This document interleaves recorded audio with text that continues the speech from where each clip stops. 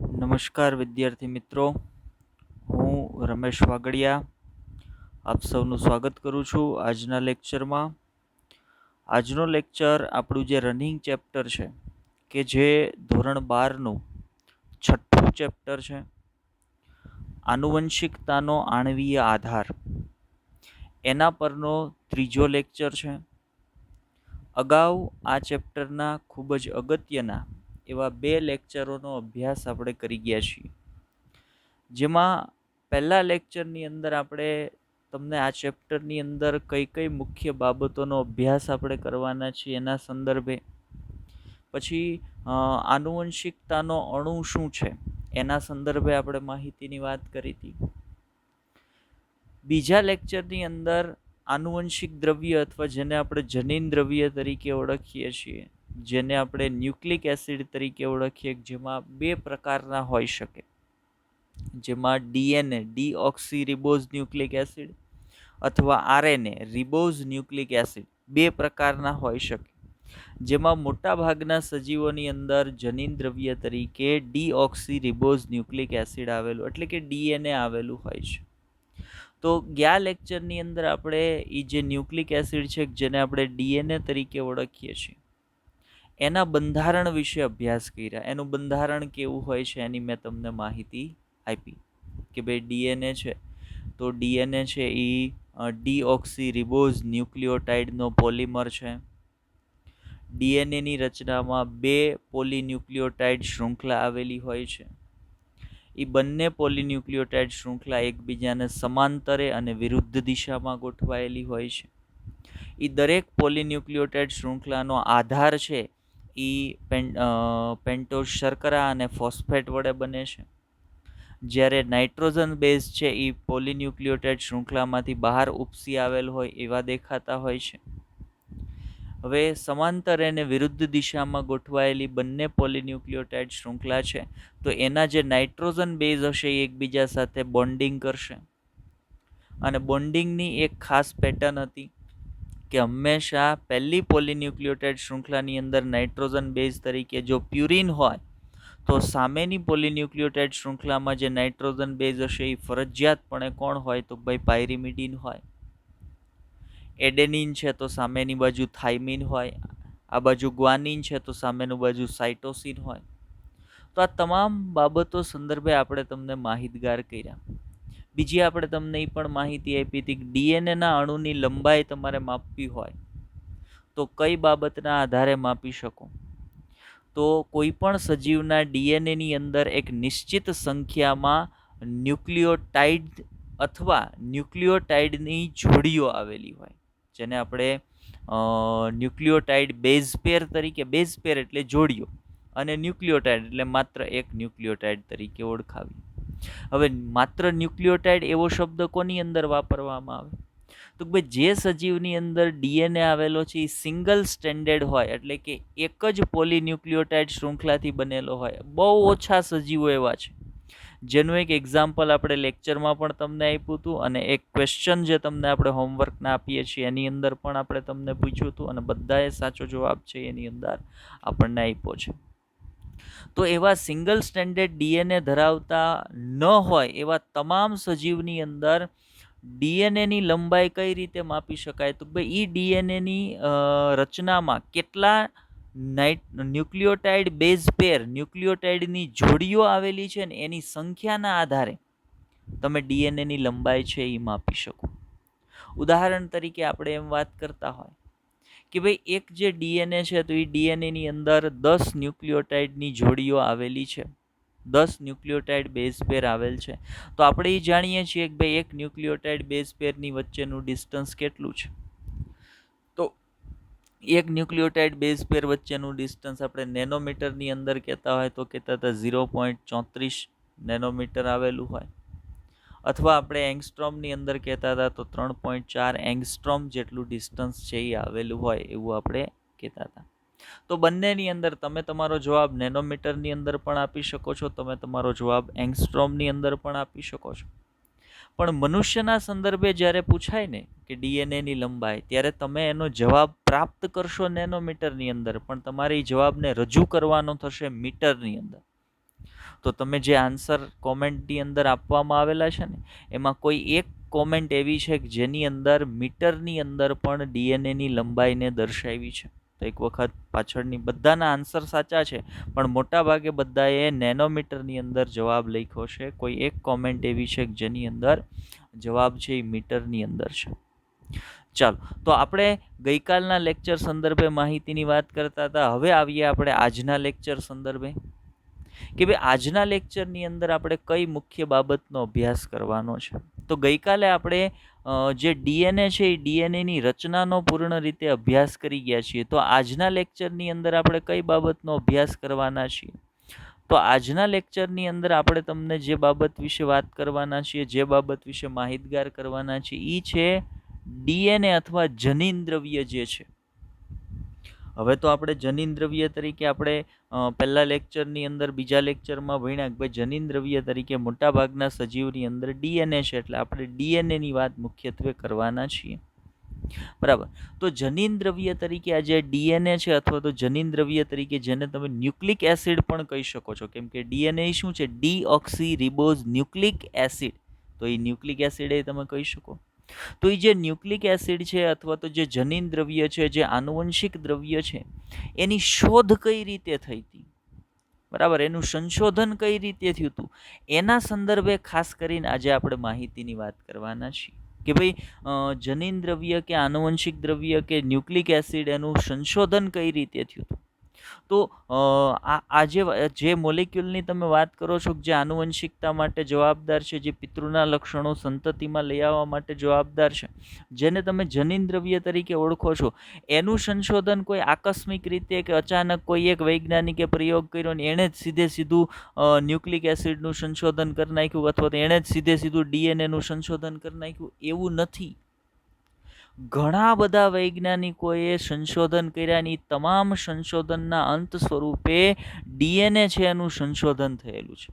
તો આજે આપણે એ તમામ વૈજ્ઞાનિકો સંદર્ભે વાત કરવાના છીએ કે ભાઈ સૌ પ્રથમ સંશોધન શરૂ ક્યારે થયું. સૌ પ્રથમ વખત ભલે એને ડીએનએ તરીકે ઓળખ નહોતી આપી, પણ સૌ પ્રથમ વખત એ જે ન્યુક્લિક એસિડ છે એનું સંશોધન કોણે કર્યું હતું, સૌ પ્રથમ વખત એનું અવલોકન કોણે કર્યું હતું, ત્યાંથી આપણે વાતની શરૂઆત કરવાના છીએ. અને ડીએનએનું દ્વિકુંતલાકાર મોડલ, હાલ જે સૌથી પ્રખ્યાત ડીએનએનું મોડલ છે, એ રજૂ કોણે કર્યું અને ક્યારે થયું, ત્યાં સુધીની આપણે વાત કરવાના છીએ. તો મતલબ આજના લેક્ચરની અંદર આપણે મુખ્યત્વે ડીએનએ અથવા તો જે ન્યુક્લિક એસિડ છે, જે જનીન દ્રવ્ય છે, એનું સંશોધન કઈ રીતે થયું એના પર વાત કરવાના છીએ. બીજી અગત્યની બાબત આજે આપણે જોવાના છીએ પ્રસ્થાપિત પ્રણાલી અથવા સેન્ટ્રલ ડોગમા. હવે પ્રસ્થાપિત પ્રણાલી અથવા સેન્ટ્રલ ડોગમા એટલે શું છે? તો ભાઈ પ્રસ્થાપિત પ્રણાલી અથવા સેન્ટ્રલ ડોગમા એટલે ડીએનએની કાર્ય પદ્ધતિ અથવા ડીએનએનો કાર્ય પ્રવાહ. ડીએનએ કઈ રીતે કાર્ય કરે છે, એના કાર્યનો પ્રવાહ કઈ દિશામાં વહે છે, એના સંદર્ભ આપણે વાત કરવાના છીએ. એનું સંશોધન ક્રિક, જે ફ્રાન્સિસ ક્રિક છે એણે કર્યું હતું, એના વિશે માહિતી એણે આપી હતી. તો એક બીજી બાબત તરીકે આજના લેક્ચરમાં એના પર આપણે વાત કરવાના છીએ. ચાલો, તો જે બે બાબતો પર આપણે વાત કરવાના છીએ એમાં પહેલી બાબતથી આપણે વાતની શરૂઆત કરીએ કે ભાઈ જનીન દ્રવ્યનું સંશોધન સૌ પ્રથમ વખત, ભલે એને ડીએનએ તરીકે ઓળખ નહોતી આપી, પણ સૌ પ્રથમ વખત એનું અવલોકન કોણે કર્યું હતું અને શેની અંદર કર્યું હતું. બે અગત્યના પ્રશ્નો છે કે ભાઈ સૌ પ્રથમ વખત કોણે ન્યુક્લિક એસિડ અથવા તો ડીએનએનું અવલોકન, જનીન દ્રવ્યનું અવલોકન કર્યું હતું. તો તમારી સામે એક ફોટોગ્રાફ છે સ્લાઇડની અંદર. એ સાયન્ટિસ્ટનું નામ છે ફ્રેડરિક મિશર. ફ્રેડરિક મિશર નામના વૈજ્ઞાનિકે ઈસવીસન 1869ની સાલમાં, ફરી વખત કહું છું, ફ્રેડરિક મિશર, જે ફોટોગ્રાફ તમારી સામે સ્લાઇડની અંદર છે, એ ફ્રેડરિક મિશર જે વૈજ્ઞાનિક હતા કે જેણે સૌ પ્રથમ વખત કોષના કોષ કેન્દ્રની અંદર, કોષના કોષ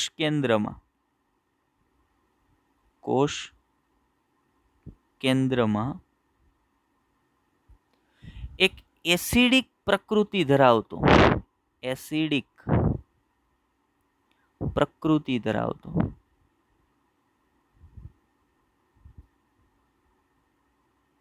પદાર્થ જોયો અને એને અલગીકૃત કર્યો. મતલબ સૌ પ્રથમ વખત જનીન દ્રવ્ય કે ન્યુક્લિક એસિડ છે એનું અલગીકરણ અથવા સૌ પ્રથમ વખત એનું અવલોકન કોણે કર્યું હતું? તો ભાઈ ઈસવીસન 1869ની સાલમાં ફ્રેડરિક મિશર નામના વૈજ્ઞાનિકે સૌ પ્રથમ એનું અલગીકરણ કર્યું હતું. હવે એણે કયા કોષની અંદરથી એનું અલગીકરણ કર્યું હતું? યાદ રાખજો, પસ્ટ સેલ. પસ્ટ સેલ કોને કહેવાય છે એની હું સમજૂતી તમને આપીશ. PUST, પસ્ટ સેલ. પસ્ટ સેલ. હવે પસ્ટનો અર્થ થાય આપણે ગુજરાતીમાં જેને પૈરું કહીએ છીએ. માનો આપણને કોઈ જગ્યાએ કોઈ ઈજા થઈ છે, તો ઈજાગ્રસ્ત ભાગની અંદર ઘણી વખત એક સફેદ રંગના પ્રવાહીનો સ્ત્રાવ થતો હોય, જેને આપણે પૈરું અથવા રસી તરીકે ઓળખીએ છીએ. એનું નિર્માણ કઈ રીતે થાય? તો તમારો જે ઈજાગ્રસ્ત ભાગ છે, ઈજાગ્રસ્ત ભાગની અંદર જે મૃત કોષો હોય કે ત્યાં બીજું કોઈ ઇન્ફેક્શન હોય, બીજા કોઈ બેક્ટેરિયલ ઇન્ફેક્શન હોય, તો એને મારવા માટે તમારા શરીરના જે શ્વેત કોષો હોય, એ શ્વેત કોષો આ ઈજાગ્રસ્ત ભાગની અંદર એકત્રિત થાય અને ઈજાગ્રસ્ત ભાગની અંદર એકત્રિત થયેલા શ્વેત કોષો ત્યાં જે બીજા નુકસાનકારક ઘટકો છે એને મારવા માટે શ્વેત કોષો પણ ત્યાં મૃત્યુ પામે.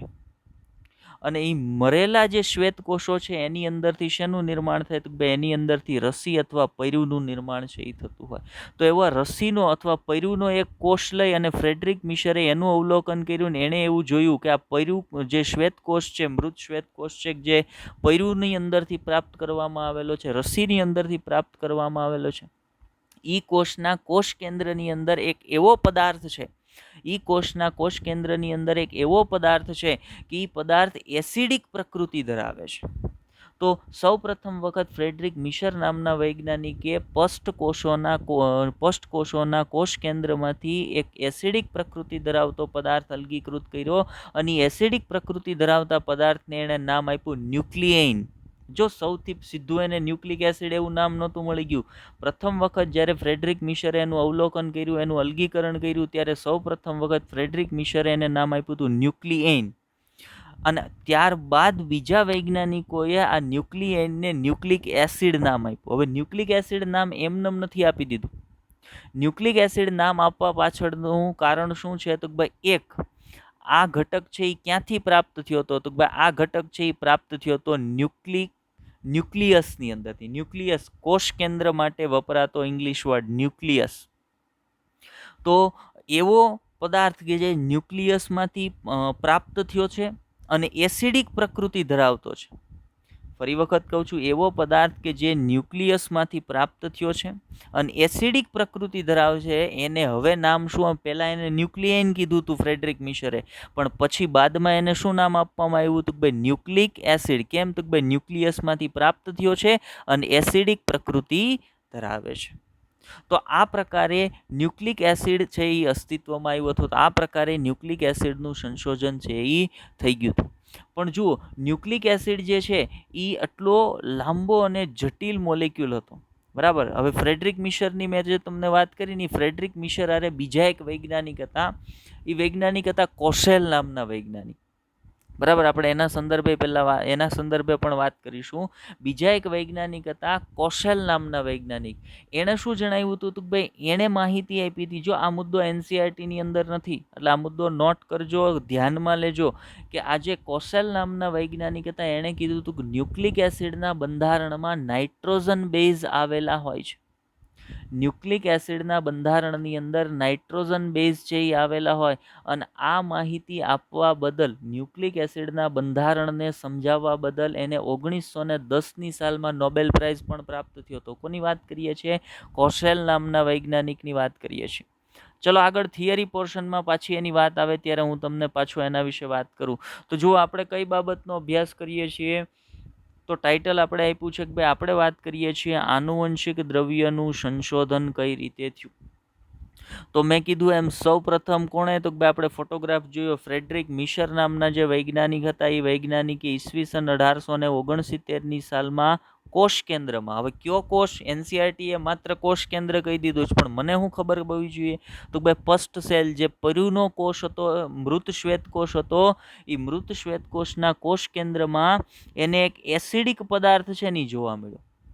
મૃત શ્વેત કોષના કોષ કેન્દ્રની અંદર એને એક એસિડિક પદાર્થ છે ને જોવા મળ્યો.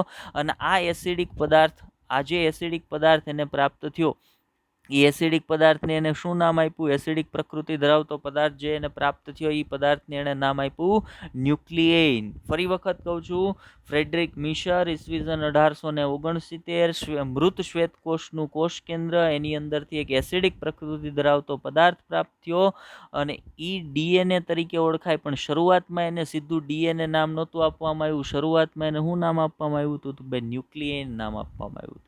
અને પાછળથી આ ન્યુક્લિયન શેમાં કન્વર્ટ થયો અથવા તેનું બીજું નામ શું આપવામાં આવ્યું હતું? ભાઈ પછી એને ન્યુક્લિક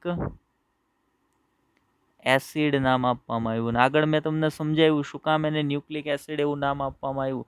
ન્યુક્લિયસમાંથી પ્રાપ્ત થયું હતું અને એસિડિક પ્રકૃતિ ધરાવતું હતું એટલા માટે. હવે માનો ફ્રેડરિક મિશરે 1869માં પોતાનું સંશોધન પૂર્ણ કર્યું. ત્યારબાદ બીજા એક વૈજ્ઞાનિક છે એ આવ્યા. વૈજ્ઞાનિકનું નામ હતું કોઝેલ. મેં હમણાં તમને જે કોઝેલની વાત કરતો હતો ને, એનું પૂરું નામ છે આલ્બ્રેચ એવો શબ્દ વચાશે શું? આલ્બ્રેચ કોઝેલ નામના જે વૈજ્ઞાનિક હતા એણે ઈસવીસન 1893ની સાલમાં આજે આલ્બર્ટ કોઝેલ હતા એણે ન્યુક્લિક એસિડનું બંધારણ સમજાવ્યું. પણ ન્યુક્લિક એસિડના બંધારણની અંદર ખાસ એણે સંપૂર્ણ ન્યુક્લિક એસિડનું બંધારણ એને નહોતું સમજાવ્યું. પણ એણે શું માહિતી આપી? તો એણે એવું કીધું હતું કે ન્યુક્લિક એસિડના બંધારણની અંદર નાઇટ્રોજન બેઝ આવેલા હોય અને 2 પ્રકારના હોય. નાઇટ્રોજન બેઝ તરીકે કાં તો પ્યુરિન અથવા તો પાયરીમિડિન. પ્યુરિન હોય તો કેટલી ફિનાઇલ રિંગ? તો ભાઈ 2. અને પાયરીમિડિન હોય તો કેટલી ફિનાઇલ રિંગ? તો ભાઈ 1. પ્યુરિનની અંદર કોણ કોણ આવે? એડેનિન ને ગ્વાનિન. પાયરીમિડિનમાં કોણ કોણ આવે? તો ભાઈ પાયરીમિડિનમાં થાઇમિન અને સાઇટોસિન. તો આ માહિતી આપણે ગઈકાલે જોઈ ગયા છીએ. તો જ્યારે નાઇટ્રોજન બેઝ એવો શબ્દ આવે તો મારા મગજમાં સ્પાર્ક થઈ જવો જોઈએ, ઓકે આની જ વાત અહીંયા ચાલે છે, બરાબર. પણ પ્રથમ વખત ન્યુક્લિક એસિડના બંધારણમાં નાઇટ્રોજન બેઝ આવેલ છે એવું કહેનાર સાયન્ટિસ્ટ કોણ હતા? તો આલ્બ્રેચ કોઝેલ નામના જે વૈજ્ઞાનિક હતા એણે ઈસવીસન 1893ની સાલમાં ન્યુક્લિક એસિડના બંધારણનું અવલોકન કરી અને માહિતી આપી હતી કે ન્યુક્લિક એસિડના બંધારણની અંદર નાઇટ્રોજન બેઝ છે એ આવેલા હોય છે. અને આ ખોજ બદલ એને 1910ની સાલમાં 1910ની સાલમાં નોબેલ પ્રાઇઝ પણ પ્રાપ્ત થયો હતો, બરાબર. તો આ માહિતી પણ એનસીઈઆરટીની અંદર નથી અને મહત્વની છે, તો મારે ધ્યાનમાં રાખવાની છે. ચાલો, તો આપણે 2 વૈજ્ઞાનિકોની વાત કરી, એક કોઝેલની વાત કરી અને બીજી કોની વાત કરી? તો ભાઈ ફ્રેડરિક મિશરની. ફ્રેડરિક મિશરે પ્રથમ વખત એનું અવલોકન કર્યું હતું અને જે કોઝેલ નામના વૈજ્ઞાનિક હતા એણે એના બંધારણનો અભ્યાસ કરી અને માહિતી આપી હતી કે ભાઈ એના બંધારણની અંદર નાઇટ્રોજન બેઝ છે આવેલા હોય, પ્યુરિન અને પાયરીમિડિન છે એ આવેલા હોય છે. હવે પ્રશ્ન એ હતો કે ભાઈ ડીએનએ છે ને એક તો ખૂબ જ લાંબો પોલિમેરિક અણુ હતો, એટલે કે ખૂબ જ લાંબો પોલિમર હતો. અને જે સમયની આપણે વાત કરી રહ્યા છીએ, જો અત્યારે હાલના અદ્યતન સમયની વાત કરીએ, 2020ની વાત કરીએ, 2019ની વાત કરીએ, તો અત્યારે અસંખ્ય એવી બધી ટેકનોલોજી છે કે તમે નાનામાં નાનો કોઈ રાસાયણિક અણુ છે, નાનામાં નાનો કોઈ મોલેક્યુલ છે, તો એનો અભ્યાસ તમારે કરવો હોય તો તમારી પાસે એવી ટેકનોલોજી અવેલેબલ છે જેની મદદ વડે તમે કરી શકો. પણ જે સમયની આપણે હાલ વાત કરી રહ્યા છીએ છે 19મી સદી અથવા 1893ની સાલની વાત કરીએ, 1869ની સાલની વાત કરીએ, તો ત્યારે તકનીકીની મર્યાદા હતી. મતલબ એટલી બધી ટેકનોલોજી છે ને આપણી પાસે નહોતી, તકનીકી મર્યાદા હતી. અને તકનીકી મર્યાદાઓના કારણે શું થતું હતું? તો ભાઈ આ જે મોલેક્યુલ હતો જે ખૂબ લાંબો પોલિમર છે અને એનું અલગીકરણ કરવું ને એ ખૂબ જ મુશ્કેલ હતું. હવે તમે એનું અલગીકરણ નથી કરી શકતા, તો જ્યાં સુધી તમે એનું અલગીકરણ ન કરી શકો ત્યાં સુધી એનો અભ્યાસ કરવો એ પણ સરળ બની શકે નહીં. મતલબ જ્યાં સુધી એનો અભ્યાસ ન થાય ત્યાં સુધી એની સ્પષ્ટ માહિતી છે એ તમને ન મળે. એટલે શું થયું જુઓ, એનું અલગીકરણ કરવું મુશ્કેલ હતું. એટલા માટે ખૂબ લાંબા સમય સુધી ડીએનએની સંરચના વિશે સ્પષ્ટ જાણકારી પ્રાપ્ત થઈ નહીં. ક્યાં સુધી પ્રાપ્ત ન થઈ? તો ભાઈ 1900ની સાલમાં 1900 1853ની સાલમાં છે કે આપણે હમણાં વાત કરીશું કે ભાઈ 1869ની સાલમાં ફ્રેડરિક મિશરે ન્યુક્લિયન તરીકે ન્યુક્લિક એસિડ DNA છે એને કોષના કોષ કેન્દ્રમાંથી અલગીકૃત કરી લીધો હતો. પણ ત્યારે ટેકનોલોજીનો અભાવ હતો, એટલી બધી સારી તકનીકો ન હતી, તકનીકી મર્યાદાઓ હતી. એના પરિણામ સ્વરૂપે એનો અવલોકન ન થઈ શક્યું અને DNAની સ્પષ્ટ જાણકારી છે એ મળી શકી નહીં. પણ ક્યાં સુધી? તો ભાઈ 1953ની સાલ સુધી. 1953ની સાલમાં અહીંયા તમારી સામે સ્લાઇડની અંદર બે વૈજ્ઞાનિકોના ફોટોગ્રાફ છે એ તમને દેખાય છે. આ બે વૈજ્ઞાનિકોને આપણે અગાઉ પણ એક વખત જોઈ ગયા છીએ. અગાઉ પણ એક વખત આ બંને વૈજ્ઞાનિકોની વાત કરી ગયા છીએ 11મા ધોરણની અંદર. ક્યારે વાત કરી ગયા? તો ભાઈ જ્યારે DNA નો મોલેક્યુલ ભણ્યા હોય, જ્યારે પણ DNA ની વાત આવે ને ત્યારે આ બંને વૈજ્ઞાનિકોની વાત આવે છે. શું કામ આ બંને વૈજ્ઞાનિકોની વાત આવે? તો આ બે વૈજ્ઞાનિકો કોણ છે? તો આ બે વૈજ્ઞાનિકો છે વોટસન અને ક્રિક. વોટસન અને ક્રિક. હવે આ બે વૈજ્ઞાનિકોની DNA ની વાત કરીએ ત્યારે શું કામ વાત કરવી પડે? તો આ બંને વૈજ્ઞાનિકોની વાત એટલા માટે કરવી પડે કે DNA નું સૌથી સર્વસ્વીકૃત જે દ્વિકુંતલાકાર મોડેલ છે, જે બીટા DNA BDNA મોડેલ તરીકે ઓળખવામાં આવે અથવા જેને આપણે દ્વિકુંતલાકાર મોડેલ તરીકે ઓળખીએ છીએ, એ દ્વિકુંતલાકાર મોડેલ રજૂ કરનાર વૈજ્ઞાનિક કોણ? DNA નું દ્વિકુંતલ આકાર મોડેલ રજૂ કરનાર વૈજ્ઞાનિક કોણ? તો ભાઈ વોટસન અને ક્રિક. જેમ્સ વોટસન અને ફ્રાન્સિસ ક્રિક. ફરી વખત બોલું છું, જેમ્સ વોટસન અને ફ્રાન્સિસ ક્રિક. આ બે વૈજ્ઞાનિકોએ પ્રથમ વખત DNA નું દ્વિકુંતલ આકાર મોડેલ કે જે અત્યારે સૌથી સર્વશ્રેષ્ઠ છે, સૌથી સર્વસ્વીકૃત છે એવું મોડેલ રજૂ કરનાર વૈજ્ઞાનિક હતા જેમ્સ વોટસન અને ફ્રાન્સિસ ક્રિક. કઈ સાલમાં એણે રજૂ કર્યું હતું? ભાઈ એણે આ મોડેલ છે એ DNA નું દ્વિકુંતલાકાર મોડેલ છે એ રજૂ કર્યું હતું ઈસવીસન 1953ની સાલમાં રજૂ કર્યું હતું. મતલબ જુઓ તમે, ટાઈમ પીરિયડ જુઓ, સમયગાળો જુઓ. 1869 થી લઈને 1953 સુધી DNA 1869માં મળી ગયો હતો, પણ એનું કોઈ સંશોધન ન થઈ શક્યું, એનું બંધારણ ન જાણી શકાણું. કારણ તો ભાઈ તકનીકી મર્યાદાઓ હતી. પણ જ્યારે 1953ની સાલમાં બે વૈજ્ઞાનિકો આવ્યા હતા, એ બંને વૈજ્ઞાનિકોએ DNA નું દ્વિકુંતલ આકાર મોડેલ છે એ રજૂ કર્યું. અને DNA નું દ્વિકુંતલ આકાર મોડેલ રજૂ કરવા બાબત એને નોબેલ પારિતોષિક પણ મળ્યો હતો. એ કઈ સાલમાં મળ્યો હતો? તો ઈસવીસન 1962ની સાલમાં. એણે દ્વિકુંતલાકાર મોડેલ ક્યારે રજૂ કર્યું હતું? ઈસવીસન 1953ની સાલમાં. પણ એને નોબેલ પારિતોષિક ક્યારે મળ્યો હતો? એને નોબેલ પારિતોષિક પ્રાપ્ત થયો ઈસવીસન 1962ની સાલની અંદર. હવે નોબેલ પારિતોષિકમાં માત્ર આ બે વૈજ્ઞાનિકનું જ નામ નહોતું.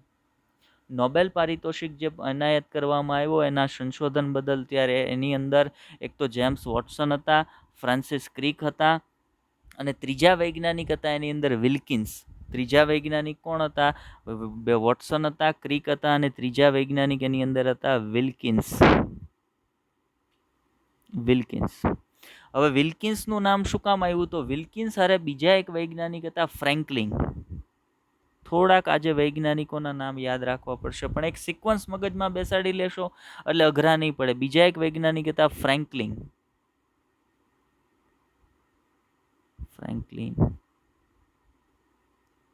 બરાબર. વિલ્કિન્સ અને ફ્રેન્કલિન આ બંને વૈજ્ઞાનિકોએ શું કર્યું હતું? તો જો DNA નું દ્વિકુંતલાકાર મોડેલ મળી ગયું, DNA ની સંરચના છે એ ખબર પડી ગઈ, તો DNA ની સંરચના ખબર પડવા પાછળ માત્ર વોટસન અને ક્રિકનો જ હાથ છે એવું નથી. માત્ર સીધું વોટસન અને ક્રિકે DNA ની દ્વિકુંતલાકાર મોડેલને સમજીને સીધું રજૂ કરી દીધું એવી બાબત છે જ નહીં. વોટસન અને ક્રિકે પણ બીજા ઘણા બધા વૈજ્ઞાનિકોના જે સંશોધન હતા એ સંશોધનો પરથી ડેટા પ્રાપ્ત કરી, એ સંશોધનો પરથી માહિતી પ્રાપ્ત કરી અને પછી પોતાનું દ્વિકુંતલ આકાર મોડેલ છે એ રજૂ કર્યું હતું. અને વોટસન અને ક્રિકે જેના ડેટાઓને રેફરન્સ તરીકે લીધા હતા એ વૈજ્ઞાનિકોમાં એક વૈજ્ઞાનિક વિલ્કિન્સ પણ હતા, એક વૈજ્ઞાનિક ફ્રેન્કલિન પણ હતા, એક વૈજ્ઞાનિક ઇરવિન ચારગાફ કરીને પણ હતા. આ તમામ જે વૈજ્ઞાનિકો છે એ તમામ વૈજ્ઞાનિકોના જે કાંઈ સંશોધન હતા, એ તમામ વૈજ્ઞાનિકોના જે કાંઈ કાર્યો હતા ને, એ તમામના કાર્યોને ભેગા કરી તમામના કાર્યોને રેફરન્સ તરીકે લઈ એ તમામ પાસેથી માહિતીઓ છે એકત્રિત કરી અને વોટસન અને ક્રિક આ બંનેએ શું કર્યું હતું કે ભાઈ ડીએનએનું દ્વિકુંતલાકાર મોડેલ છે એ રજૂ કર્યું હતું. અને એના પરિણામ સ્વરૂપે જ્યારે નોબેલ પારિતોષિક એનાયત કરવામાં આવ્યો ત્યારે વોટસનને મળ્યો. ક્રિકનું નામ પણ હતું અને વિલ્કિન્સનું પણ હતું. તો પ્રશ્ન એવો થશે ફ્રેન્કલિનનું નામ કેમ ન હતું?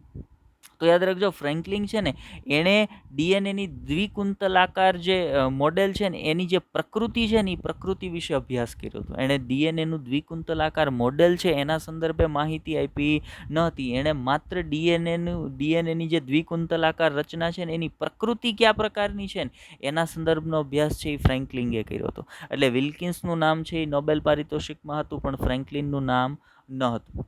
હવે ફ્રેન્કલિન અને વિલ્કિન્સ આ બંનેએ શું કર્યું હતું તો ભાઈ આ બંનેએ ડીએનએની આંતર આણવીય જે બંધારણ છે ને, ફ્રેન્કલિન અને વિલ્કિન્સ, ત્યાં 3 સાયન્ટિસ્ટ હતા. એક ફ્રેન્કલિન હતા, એક વિલ્કિન્સ હતા અને ત્રીજા વિલ્સન નામના વૈજ્ઞાનિક હતા. આગળ થિયરી પોર્શનમાં બહુ નામ અત્યારે હું બોલી જાઉં છું ફટાફટ તો તમને યાદ નથી રહેતું, કોઈ પ્રોબ્લેમ નથી. આપણે થિયરી પાછળ નામ લખ્યા છે પણ અત્યારે હું એક રૂટની અંદર, એક કન્ટિન્યુઅસ પાથવેની અંદર જ્યારે તમને માહિતી આપું છું ત્યારે જે ક્રમમાં વૈજ્ઞાનિકોને આપણે યાદ રાખવાના છે એ ક્રમમાં તમને એકબીજાના નામ છે એ તમને હું કહેતો જાઉં છું. તો વોટસન અને ક્રિકે જેની પાસેથી માહિતી પ્રાપ્ત કરી હતી એવા વૈજ્ઞાનિક તરીકે હતા એક વિલ્કિન્સ હતા, એક વિલ્સન હતા અને ફ્રેન્કલિન હતા. હવે આ 3 વૈજ્ઞાનિકે શું કર્યું હતું તો ભાઈ આ 3 વૈજ્ઞાનિકોએ એક્સરે ક્રિસ્ટેલોગ્રાફી એક્સરે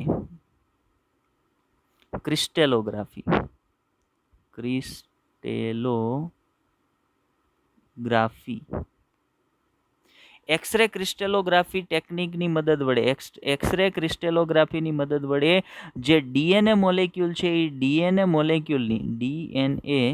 મોલેક્યુલનું આંતર આણવીય બંધારણ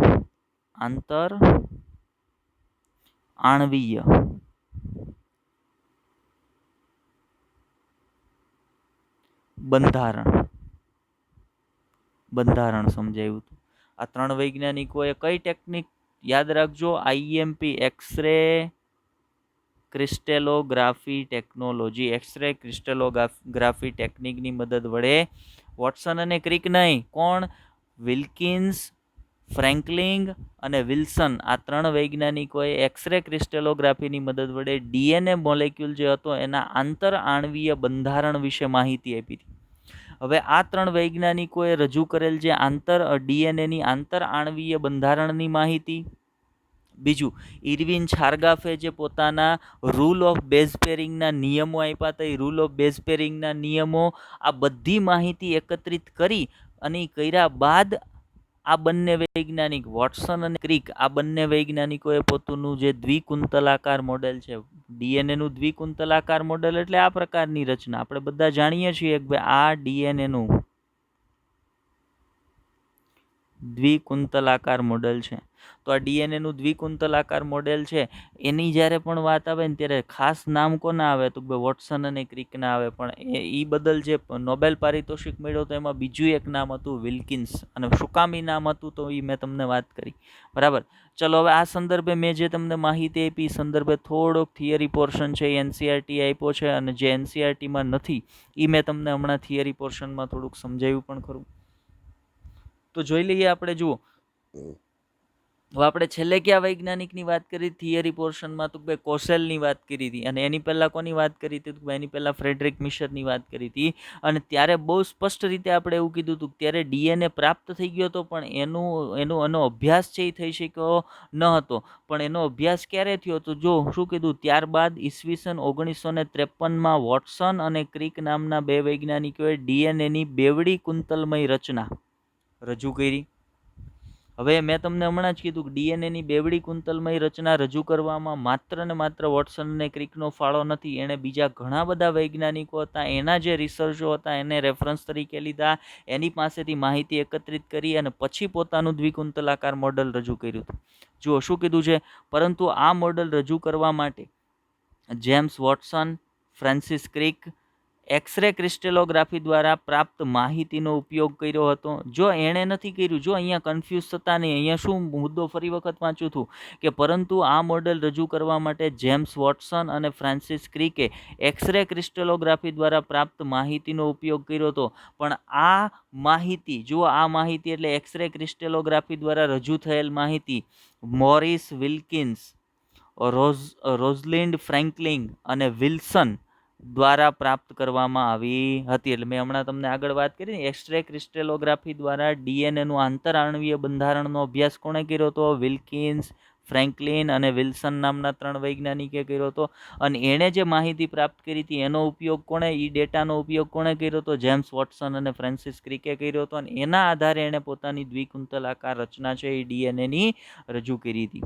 જુઓ, આ વૈજ્ઞાનિકોએ એક્સરે ક્રિસ્ટેલોગ્રાફી દ્વારા ડીએનએની આંતરઆણવીય સંરચનાનો અભ્યાસ કર્યો હતો કે ભાઈ ડીએનએની રચનામાં અણુઓ કઈ રીતે ગોઠવાયેલા છે, કયા પ્રકારના અણુઓ આવેલા છે, અણુ વચ્ચે કયા પ્રકારનું જોડાણ છે, આ બધી માહિતી આંતરઆણવીય જે બંધારણ છે એ આંતરઆણવીય બંધારણનો અભ્યાસ છે એણે કર્યો હતો. હવે જુઓ શું કર્યું, વોટસન અને ક્રિકની સમજૂતીમાં મુખ્ય બાબત, ધ્યાનથી સમજો આ મુદ્દો, વોટસન અને ક્રિકની સમજૂતીમાં મુખ્ય બાબત બંને પોલીન્યુક્લિયોટાઇડ શૃંખલાઓની વચ્ચે રચાતી બેઝની જોડી વિશે હતી. મતલબ તો એણે જે દ્વિકુંતલાકાર મોડેલ રજૂ કર્યો ને એમાં સૌથી મુખ્ય બાબત શું હતી? તો ભાઈ એણે કીધેલી બાબત કે ડીએનએની રચનામાં 2 પોલીન્યુક્લિયોટાઇડ શૃંખલા આવેલી છે. એ બંને પોલીન્યુક્લિયોટાઇડ શૃંખલાનો આધાર છે એ કોણ બનાવે છે? શર્કરા અને ફોસ્ફરસ. પણ એની શર્કરા અને ફોસ્ફરસનો જે આધાર છે એના પરથી અહીંયા આ પ્રકારે નાઇટ્રોજન બેઝ છે એ બહારની તરફે ઉપસી આવેલા હોય. હવે સામસામેની પોલીન્યુક્લિયોટાઇડ શૃંખલા જે છે એ સામસામેની પોલીન્યુક્લિયોટાઇડ શૃંખલાના જે નાઇટ્રોજન બેઝ છે એ નાઇટ્રોજન બેઝની વચ્ચે શું થાય છે? તો ભાઈ જોડાણ થાય છે, જોડીઓ બને છે. જો આ સામસામાને જે તમને ન્યુક્લિયોટાઇડ દેખાય છે એ ન્યુક્લિયોટાઇડ વચ્ચે આ પ્રકારે બોન્ડિંગ બનશે. અને ક્યાં બંધ હશે એની વચ્ચે? આ બંધ હશે એ હશે H બોન્ડ, હાઇડ્રોજન બંધ છે એની વચ્ચે બને છે. અને હાઇડ્રોજન બંધની મદદ વડે સામસામેના પોલીન્યુક્લિયોટાઇડ જે શૃંખલાઓ છે એના નાઇટ્રોજન બેઝ એકબીજા સાથે જોડાશે. તો આ જે સામસામેની પોલીન્યુક્લિયોટાઇડ શૃંખલા છે એના ન્યુક્લિયોટાઇડના બંધારણમાં આવેલ જે નાઇટ્રોજન બેઝ છે અથવા તો સામસામેના ન્યુક્લિયોટાઇડ છે એ એકબીજા સાથે બોન્ડિંગ બનાવે છે. એના પરિણામે બંને પોલીન્યુક્લિયોટાઇડ શૃંખલા છે એ એકબીજાને સમાંતરે ગોઠવાયેલી રહેતી હોય છે. આ માહિતી જે એણે રજૂ કરી એ સૌથી મુખ્ય બાબત હતી ડીએનએના મોડેલની જે માહિતી આ બંને વૈજ્ઞાનિકોએ રજૂ કરી એની અંદર. ચલો એનાથી આગળ જઈએ, આપણે આ સંદર્ભમાં થોડીક વાત કરીએ. તો આગળ મેં તમને એક બીજા વૈજ્ઞાનિકની વાત કરી હતી. જો એ વૈજ્ઞાનિકનું નામ આવ્યું, હવે એક વૈજ્ઞાનિકનું નામ આપ્યું હતું મેં તમને, ઇરવિન ચારગાફ. બરાબર, ઇરવિન ચારગાફ ખૂબ જ હોશિયાર વૈજ્ઞાનિક હતા. એણે એક નિયમ આપ્યો હતો, એને ચારગાફ નિયમ તરીકે ઓળખવામાં આવે. એણે જે નિયમ આપ્યો હતો, ઇરવિન ચારગાફે પોતાનું કાર્ય ક્યારે કર્યું હતું? એનસીઆરટીમાં સાલ નથી આપી, યાદ રાખજો. 1949ની સાલમાં વૈજ્ઞાનિક હતા ઇરવિન ચારગાફ. એણે શું કીધું હતું? જો બેવડા કુંતલમય ડીએનએની સમજૂતી ઇરવિન ચારગાફના અવલોકનનો આધાર પણ હતો. મતલબ વોટસન અને ક્રિકે જે બેવડા કુંતલમય ડીએનએની રચના વર્ણવી, તો એ રચના વર્ણવવા માટે જે ઇરવિન ચારગાફના અવલોકનો હતા ને એ અવલોકનનો આધાર પણ લેવામાં આવ્યો હતો. તો હવે પ્રશ્ન એ છે કે ઇરવિન ચારગાફના અવલોકન ખરેખર હતા શું?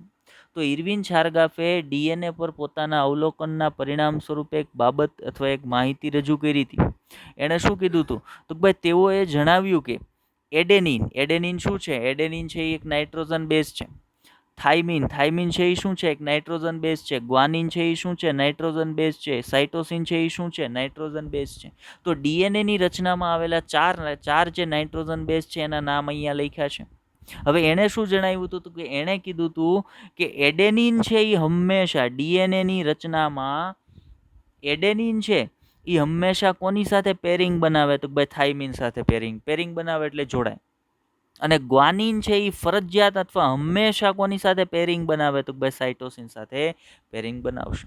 હવે જુઓ, આ જે 2 જોડીઓ મેં તમને કીધી ને, એક જોડી એડેનિન અને થાઇમિનની અને એક જોડી ગ્વાનિન અને સાઇટોસિનની, તો એની અંદર તમે અવલોકન કરશો તો દરેક જોડીમાં એક છે ને એ પ્યુરિન છે અને બીજો છે ને પાયરિમિડિન છે. એક છે એ પ્યુરિન છે અને બીજો છે એ પાયરિમિડિન છે. હવે જ્યારે પ્યુરિન તરીકે એડેનિન આવેલો હોય ત્યારે એની સામે પાયરિમિડિન તરીકે હંમેશા કોણ આવેલ હશે? થાઇમિન આવેલો હશે.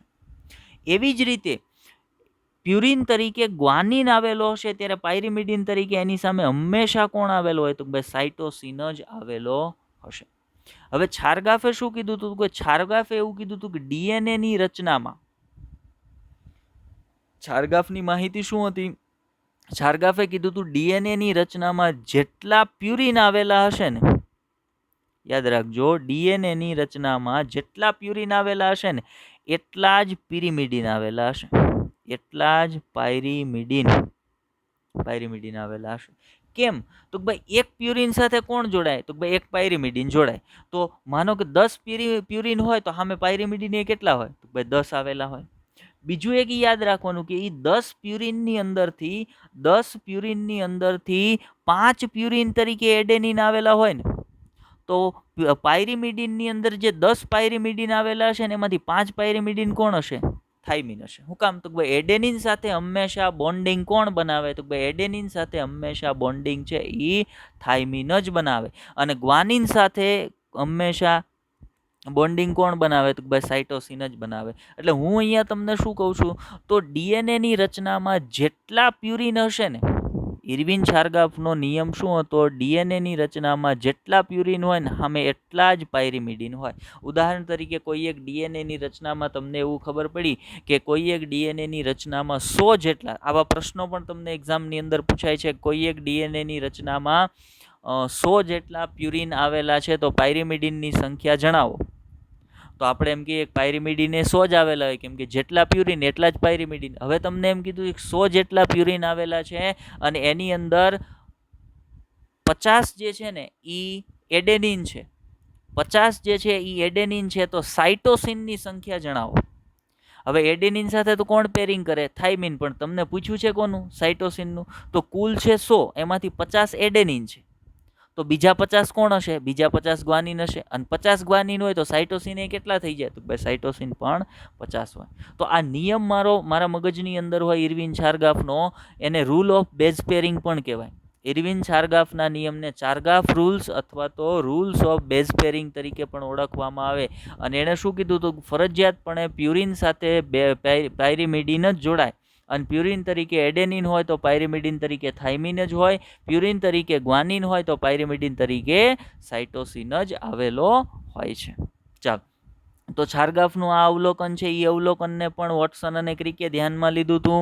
પછી વિલ્કિન્સ, વિલ્સન અને ફ્રેન્કલિનનું જે અવલોકન હતું એને પણ એને ધ્યાનમાં લીધું હતું. તો આ બધા વૈજ્ઞાનિકોના જે અવલોકનો છે એ બધાને ધ્યાનમાં રાખી અને વોટસન અને ક્રિકે પોતાનું દ્વિકુંતલાકાર મોડલ છે એ ડીએનએનું રજૂ કર્યું હતું. મતલબ ડીએનએનું બંધારણ છે એ જાણવા મળ્યું. તો ડીએનએનું બંધારણ કોઈ એક વૈજ્ઞાનિકના સંશોધનનું પરિણામ નથી, પણ જનીન દ્રવ્યનું બંધારણ જાણવા મળ્યું, એની અંદર ડીએનએનું બંધારણ જાણવા મળ્યું, એની અંદર ઘણા બધા વૈજ્ઞાનિકોના કાર્યો છે. એ બધા કાર્યોના પરિણામ સ્વરૂપે ડીએનએનું મોડેલ છે અથવા જનીન દ્રવ્યનું મોડેલ છે એ પ્રાપ્ત થયું છે. તો આ પ્રકારે ડીએનએનું સંશોધન છે અથવા તો જનીન દ્રવ્યનું સંશોધન છે એ થયું છે. હવે એના સંદર્ભમાં હજી થોડીક માહિતી આપણને એનસીઈઆરટીની અંદર આપી છે. આમ જોવા જઈએ તો એ ડીએનએની લાક્ષણિકતાઓ જ છે. તો લાક્ષણિકતાઓ સંદર્ભે પણ આપણે એક વખત એના ઉપર નજર ફેરવી લઈએ. શું કહે છે જો, તો અહીંયા આપણને માહિતી આપી છે કે ભાઈ બેઝ જોડાણ પોલીન્યુક્લિયોટાઇડ શૃંખલાની એક અજોડ લાક્ષણિકતા બક્ષે છે. હવે એ લાક્ષણિકતા શું છે? તો ભાઈ બેઝ જોડાણના કારણે આ બંને એકબીજાની પૂરક કહેવાય છે. હવે પૂરક એટલે શું? એકબીજાની પૂરક એટલે શું? તો એકબીજાની પૂરક એટલે ધ્યાન આપજો કે ભાઈ ડીએનએની રચનામાં 2 પોલીન્યુક્લિયોટાઇડ શૃંખલા છે, તો આ એક પોલીન્યુક્લિયોટાઇડ શૃંખલા થઈ, આ બીજી પોલીન્યુક્લિયોટાઇડ શૃંખલા થઈ. ડીએનએની રચનામાં 2 પોલીન્યુક્લિયોટાઇડ શૃંખલા આવેલી છે. હવે સમજો કે ડીએનએની રચનામાં જે 2 પોલીન્યુક્લિયોટાઇડ શૃંખલા આવેલી છે એમાં કોઈ એક પોલીન્યુક્લિયોટાઇડ શૃંખલા પર નાઇટ્રોજન બેઝ આવી રીતે ગોઠવાયેલા છે. અહીંયા છે એડેનિન, અહીંયા છે ગ્વાનિન, અહીંયા છે થાઇમિન, અહીંયા પાછો એડેનિન, પાછો એડેનિન. આ પ્રકારના નાઇટ્રોજન બેઝ ગોઠવાયેલા છે. તો એની સામેની શૃંખલા પર નાઇટ્રોજન બેઝની ગોઠવણી કયા પ્રકારની હશે? તો યાદ રાખજો, એની સામેની શૃંખલા પર હંમેશા એડેનિન સામે કોણ હોય ભાઈ? એડેનિન સામે હંમેશા થાઇમિન જ હોય, એમાં કાંઈ વિચારવાનું હોય નહીં. ગ્વાનિન સામે કોણ હોય? સાઇટોસિન જ હોય. થાઇમિન સામે કોણ હોય? એડેનિન જ હોય. એડેનિન સામે કોણ હોય? થાઇમિન જ હોય. એડેનિન સામે કોણ હોય? થાઇમિન જ હોય. મતલબ આ જે પોલીન્યુક્લિયોટાઇડ શૃંખલા છે એની પૂરક શૃંખલા કોણ થઈ? આ થઈ. અને ઈ કોના કારણે શક્ય બન્યું? ઈ બન્યું ન્યુક્લિયોટાઇડની જે બેઝ જોડાણ છે ને એના કારણે. કેમ કે બેઝ જોડાણનો એક રૂલ છે, જે છારગાફનો રૂલ છે, કે ફરજિયાતપણે એડેનિન સાથે કોણ જોડાય? થાઇમિન જ જોડાય. અને ગ્વાનિન સાથે કોણ જોડાય? સાઇટોસિન જ જોડાય. અને એના પરિણામ સ્વરૂપે સામસામેની જે પોલીન્યુક્લિયોટાઇડ શૃંખલા હોય ને એકબીજાની પૂરક બને. પૂરક શું કામ કીધી છે? તો માનો કે તમે આ એક શૃંખલાને ધ્યાનમાં રાખો, તો આ શૃંખલા તમને ખબર, આ શૃંખલા પર ન્યુક્લિયોટાઇડની ગોઠવણી ખબર હોય ને, તો આ શૃંખલાની ન્યુક્લિયોટાઇડની ગોઠવણી એક એની હાથે મળી જાય તમને. અને એવી જ રીતે તમને જો આ શૃંખલાની ન્યુક્લિયોટાઇડની ગોઠવણી ખબર હોય, તો ઉપરની જે પોલીન્યુક્લિયોટાઇડ શૃંખલા છે એની ગોઠવણી તમને મળી જાય. કઈ રીતે? તો સમજો કે અહીંયા હું તમને એક જ પોલીન્યુક્લિયોટાઇડ શૃંખલા આપી દઉં, બરાબર? એડેનિન, ગ્વાનિન, ચલો એક પોલીન્યુક્લિયોટાઇડ શૃંખલા છે એ આપણે તમને આપી દઈએ છીએ, બરાબર? પહેલો નાઇટ્રોજન બેઝ કયો છે? એડેનિન. પછી છે થાઇમિન, પછી છે ગ્વાનિન, પછી છે સાઇટોસિન, બરાબર? પછી છે એડેનિન, પછી પાછો છે સાઇટોસિન, અને પછી છે થાઇમિન. હવે આ તમને એક પોલીન્યુક્લિયોટાઇડ શૃંખલા ખબર છે, તો તમારે મને એ જણાવવાનું છે કે સામેની જે પોલીન્યુક્લિયોટાઇડ શૃંખલા છે ને એના પર ન્યુક્લિયોટાઇડની ગોઠવણી કયા પ્રકારની હશે? એના પર ન્યુક્લિયોટાઇડની ગોઠવણી કયા પ્રકારની હશે? તો એ તમે કહી શકશો. તમે કઈ રીતે કહી શકશો? તો કે તમને ખબર છે કે રૂલ ઓફ બેઝ પેરિંગ લાગુ પડે છે, જ્યાં હંમેશા એક ફિક્સ પ્રકારના ન્યુક્લિયોટાઇડની સામે એક ફિક્સ પ્રકારનો ન્યુક્લિયોટાઇડ. હું ફિક્સ પ્રકારનો ન્યુક્લિયોટાઇડ એવું હું કામ બોલું છું? તો આ ક્વેશ્ચન મારે તમને હોમવર્કમાં આપવાનો છે. તો આ તમારો હોમવર્કનો ક્વેશ્ચન નંબર થઈ ગયો 1. તો આ તમારો હોમવર્કનો ક્વેશ્ચન નંબર 1, કે જ્યાં મેં તમને એક પોલીન્યુક્લિયોટાઇડ શૃંખલા આપી દીધી છે અને એની સામેની જે પોલીન્યુક્લિયોટાઇડ શૃંખલા છે એનું બંધારણ, એની અંદર ન્યુક્લિયોટાઇડની ગોઠવણી છે એ તમારે મને કહેવાની છે, બરાબર? ચલો હવે આગળ સમજીએ. એકબીજાની પૂરક હોય છે તો તમને સમજાવી દીધું. એટલા માટે જ એક શૃંખલામાં રહેલ બેઝ ક્રમ, એક શૃંખલાનો બેઝ ક્રમ એટલે AGTA, આ બેઝ ક્રમ થયો, વિશે જાણકારી હોય તો બીજી શૃંખલામાં રહેલા બેઝ ક્રમનું અનુમાન કરી શકાય. તો એ જ અનુમાન સંદર્ભે મેં તમને એક પ્રશ્ન પૂછ્યો છે કે એક ન્યુક્લિયોટાઇડ શૃંખલા છે એનો બેઝ ક્રમ અથવા ન્યુક્લિયોટાઇડનો ક્રમ મેં તમને ગોઠવી દીધો છે, અને સામેની પોલીન્યુક્લિયોટાઇડ શૃંખલા છે એના પરનો ન્યુક્લિયોટાઇડનો બેઝ ક્રમ મેં તમને ગોતવાનો કીધો છે.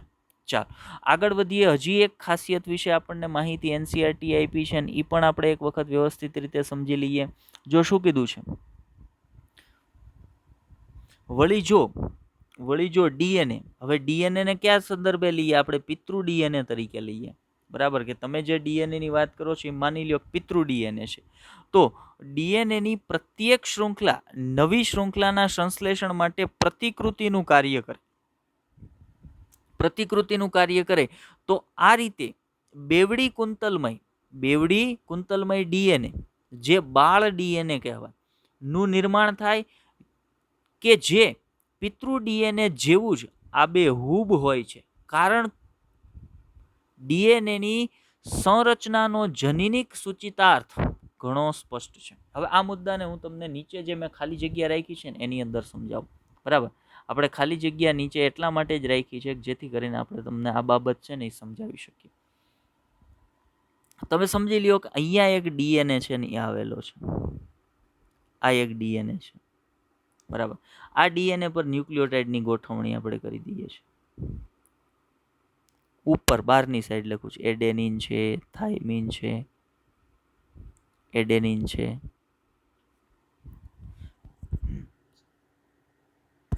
એડેનિન છે, થાઇમિન છે, એડેનિન છે, પછી પાછું એક વખત આપણે એડેનિન રાખી દઈએ, પછી થાઇમિનને રાખી દઈએ છીએ, પછી પાછું સાઇટોસિન છે અને પછી ગ્વાનિન છે.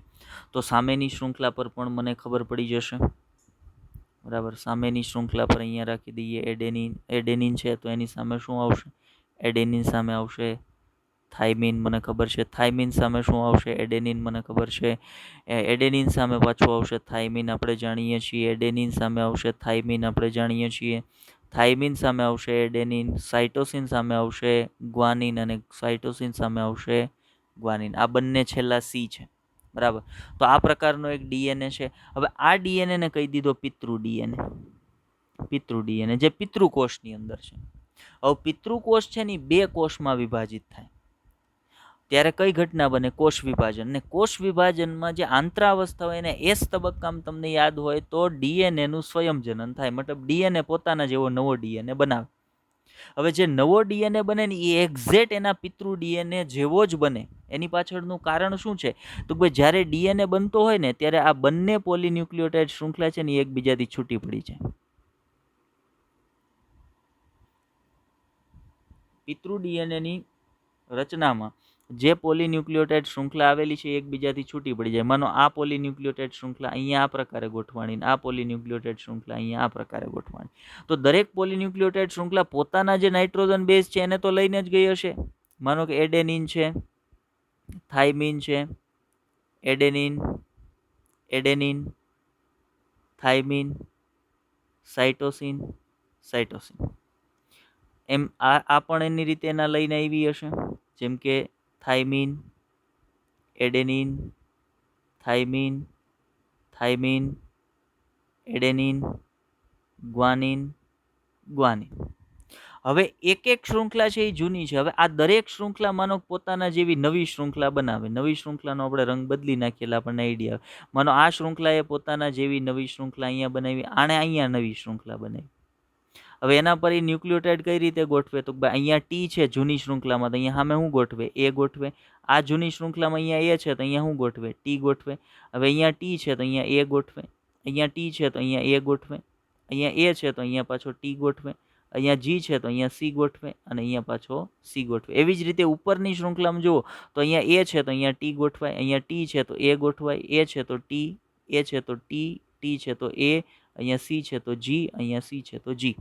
હવે આ બે જે નવા ડીએનએ બન્યા, આ બે નવા ડીએનએ બન્યા, આ બેને બાળ ડીએનએ કહેવાય. પેલો હતો એ પિતૃ ડીએનએ, જેમાંથી આ બે ડીએનએ બન્યા ને એ પિતૃ ડીએનએ હતો. આ બંને બાળ ડીએનએ કહેવાય. બાળ ડીએનએ અને પિતૃ ડીએનએ બંનેનું બંધારણ સરખાવો તો પિતૃ ડીએનએ પેલો એ હતો, બંને બાળ ડીએનએમાં એ છે. પિતૃ ડીએનએ બીજો ટી હતો, બંને બાળ ડીએનએ ટી છે. મતલબ તો ભાઈ જ્યારે પણ નવો ડીએનએ બનતો હોય ને ત્યારે દરેક પિતૃ ડીએનએની દરેક પોલીન્યુક્લિયોટાઇડ શૃંખલા છે ને એ પોતાની બીજી પોલીન્યુક્લિયોટાઇડ શૃંખલા બનવા માટે પ્રતિકૃતિ તરીકે વર્તશે અને એના પરિણામ સ્વરૂપે નિર્માણ પામતા બંને બાળકોષ એક્ઝેક્ટ કોના જેવા હોય? તો ભાઈ એનો જે પિતૃકોષ હોય ને એ પિતૃકોષ જેવા જ દેખાતા હોય છે. ચલો, તો આ મુદ્દો પણ આપણને સ્પષ્ટ થઈ ગયો હશે.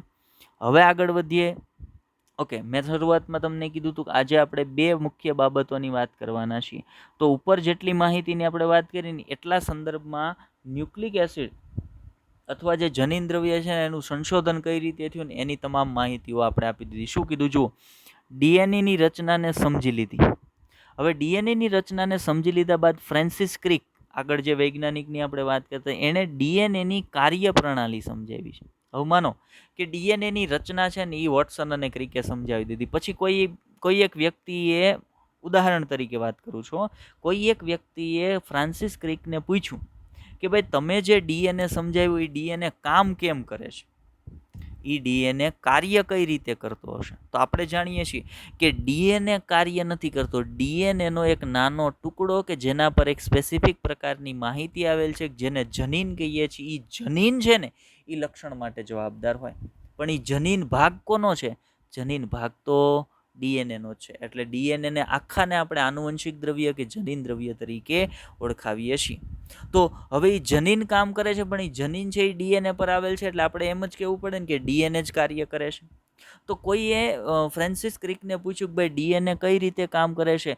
તો ફ્રાન્સિસ ક્રિકે ડીએનએની કાર્ય પદ્ધતિ સમજાવવા માટે પ્રસ્થાપિત પ્રણાલી, ડીએનએની કાર્ય પદ્ધતિને એણે શું કીધું? ડીએનએની કાર્ય પદ્ધતિને એણે પ્રસ્થાપિત પ્રણાલી કીધું. ભાઈ ફ્રાન્સિસ ક્રિકે પ્રસ્થાપિત પ્રણાલીની માહિતી કોણે આપી હતી? ક્રિકે આપી હતી. યાદ રાખજો. પ્રસ્થાપિત પ્રણાલીની માહિતી કોણે આપી હતી? આઈએમપી બાબત છે, ઇમ્પોર્ટન્ટ બાબત છે, યાદ રાખજો. ફ્રાન્સિસ ક્રિકે એની માહિતી આપી હતી. એને પ્રસ્થાપિત પ્રણાલી અથવા સેન્ટ્રલ ડોગમા તરીકે ઓળખવામાં આવે. જો શું કીધું? જેને તેઓએ પ્રસ્થાપિત પ્રણાલી કીધું, જેનાથી સ્પષ્ટ થાય છે કે આનુવંશિક માહિતીનો પ્રવાહ ડીએનએ, ત્યાંથી આવે આરએનએ, ત્યાંથી આવે પ્રોટીન તરફ આવે છે. મતલબ ડીએનએ છે ને એ કોઈ ડીએનએ કાર્ય કઈ રીતે કરશે? તો ડીએનએ છે ને એ ડીએનએના કાર્યનો પ્રવાહ આ દિશામાં જશે. હંમેશા જો ડીએનએ પોતાની રીતે કોઈ કામ ન કરી શકે, ડીએનએ કોઈ પણ કામ કરવું હોય ને તો પહેલાં એને આરએનએ બનાવવો પડે ને એ આરએનએમાંથી શું બને? તો ભાઈ પ્રોટીન બને. આ રીતે જ ડીએનએ હંમેશા કામ કરે. ક્યારેય કોઈ પણ ડીએનએ સીધો કામ કરવા મળતો નથી. હવે માનો એનસીઆરટી બુકની અંદર પ્રસ્થાપિત પ્રણાલીની તમને એક આકૃતિ આપી છે. હવે આ આકૃતિને સમજીએ આપણે.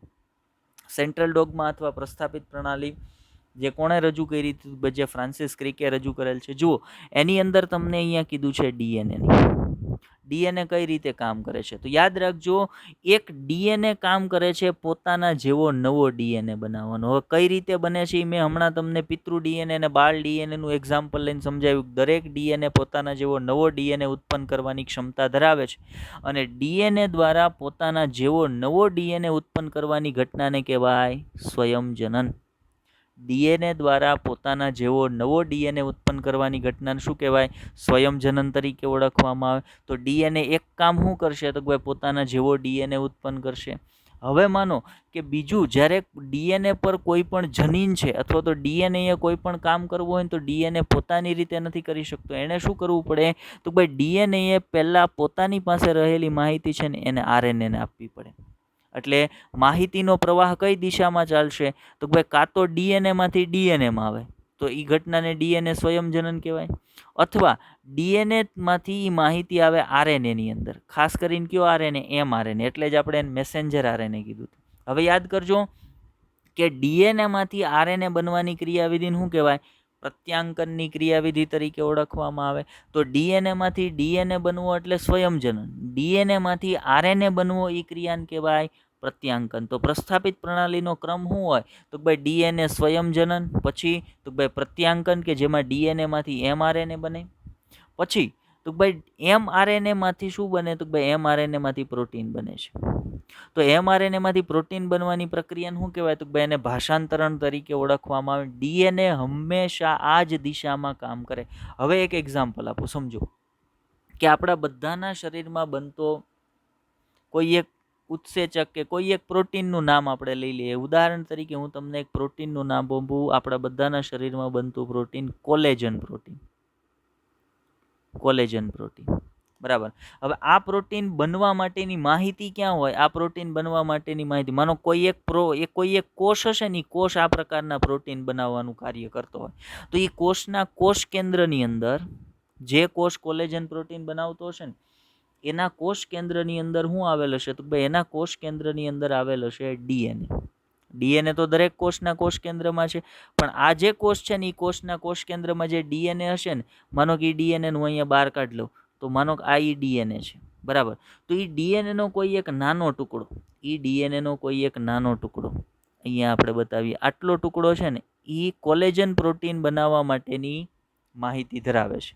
એ શું કરે છે? કોલેજન પ્રોટીન બનાવવા માટેની માહિતી ધરાવે છે. પણ એ ડીએનએ પોતે સીધો કોલેજન પ્રોટીન નહીં બનાવે, પણ આ ડીએનએ પહેલાં શું કરશે? તો આ ડીએનએ પોતાની અંદરથી એમઆરએનએ બનાવશે. એટલે આ ડીએનએનો ટુકડો જેની પાસે કોલેજન પ્રોટીન બનાવવાની માહિતી હતી ને, એણે એ માહિતીને સંદેશા સ્વરૂપમાં કોને આપી? એમઆરએનએને આપી. અને પછી આ એમઆરએનએ ક્યાં બન્યો? તો કોષ કેન્દ્રમાં બન્યો. તો એ એમઆરએનએ કોષ કેન્દ્રમાંથી આવશે કોષના કોષરસમાં, અને કોષરસની અંદર શું કરશે? તો ભાઈ કોષરસમાં એ એમઆરએનએમાંથી કોલેજન પ્રોટીન બનાવી નાખશે. તો હંમેશા ડીએનએ છે ને આ જ પ્રવાહની અંદર, ડીએનએની જે માહિતી છે એ આ જ પ્રવાહની અંદર કાર્ય કરતી હોય. અને ડીએનએની કાર્ય પ્રણાલી પ્રણાલીનો આ જે પ્રવાહ છે એ પ્રવાહને મધ્યસ્થ અથવા પ્રસ્થાપિત પ્રણાલી, મધ્યસ્થ પ્રણાલી સેન્ટ્રલ ડોગમા અથવા તો પ્રસ્થાપિત પ્રણાલી તરીકે ઓળખવામાં આવે. હવે માનો કે આ કોષ, જે કોષની આપણે વાત કરીએ છીએ ને, એ કોષ પોતાના જેવા નવો કોષ બનાવતો હોય તો મતલબ એ કોષ વિભાજન પામશે એટલે એમાંથી 2 કોષ બનશે. તો એ કોષનો જે ડીએનએ છે એ સંપૂર્ણ ડીએનએ પોતાના જેવો નવો ડીએનએ બનાવશે એટલે અહીંયા એક ડીએનએ આવશે અને આ કોષમાં એક ડીએનએ આવશે. તો આ પિતૃકોષનો જે ડીએનએ છે એને સ્વયંજનન પામ્યું હશે.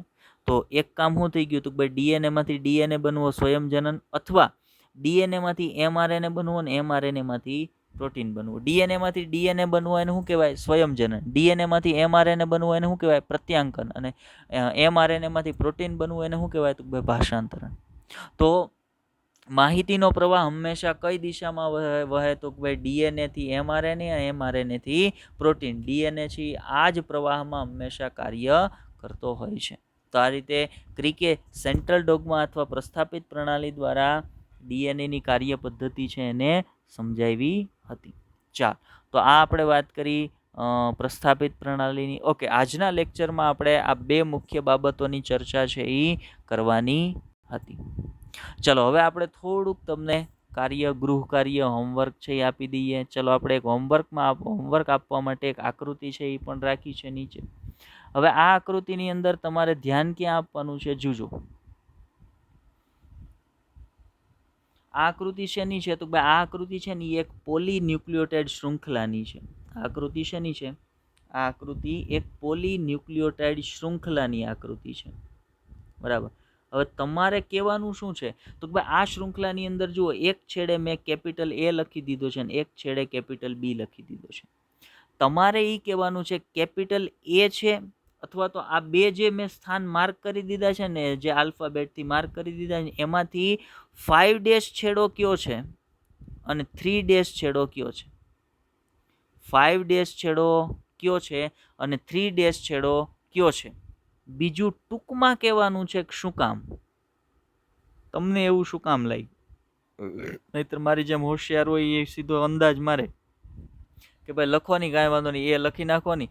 વળી એ લખશું ને ખોટું હશે તો સાહેબ એમ કહે કે ભાઈ ખોટું છે તો બી લખી નાખશું. 2 જ ઓપ્શન છે આપણી પાસે.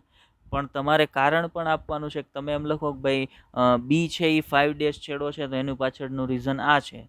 એ છે એ 3 ડેશ છેડો છે તો એની પાછળનું રીઝન આ છે. અથવા તો એ છે એ 5 ડેશ છેડો છે તો એની પાછળનું રીઝન આ છે. બી છે એ 3 ડેશ છેડો છે તો એની પાછળનું રીઝન આ છે. તો આ તમારો બીજો ક્વેશ્ચન. એક ક્વેશ્ચન તો મેં શરૂઆતમાં જ તમને આપી દીધો. આ થઈ ગયો તમારો બીજો ક્વેશ્ચન. ત્રીજો ક્વેશ્ચન આપણે તમને હોમવર્કનો આપીએ છીએ. એ તમારે કહેવાનું છે કે આપણે જે ડીએનએની રચના ભણ્યા એ ડીએનએનું કુંતલ વલન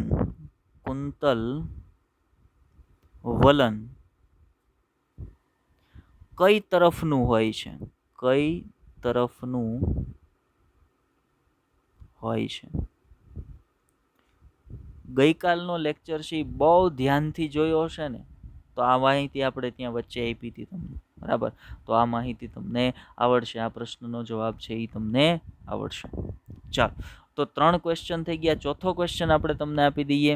ચોથો ક્વેશ્ચન ધ્યાનથી સાંભળજો. પોલીન્યુક્લિયોટાઇડ શૃંખલાનો આધાર શેનો બનેલો હોય છે? પોલીન્યુક્લિયોટાઇડ શૃંખલાનો આધાર શેનો બનેલો હોય છે? તો આ થઈ ગયો તમારો ચોથો ક્વેશ્ચન. તો હોમવર્કની અંદર આપણે તમને 4 ક્વેશ્ચન આપ્યા છે. 4 ક્વેશ્ચનના ફરજિયાત બધાએ આન્સર કઈ કોમેન્ટની અંદર કરવાના છે. ચાલો, તો આજના લેક્ચરની અંદર બસ એટલું જ. લેક્ચરને ધ્યાનથી જોજો, સમજવાનો પ્રયત્ન કરજો. ન સમજાતી બાબતને કોમેન્ટ કરજો. આપણે ફરી એક વખત તમને સમજાવીશું. Best of luck.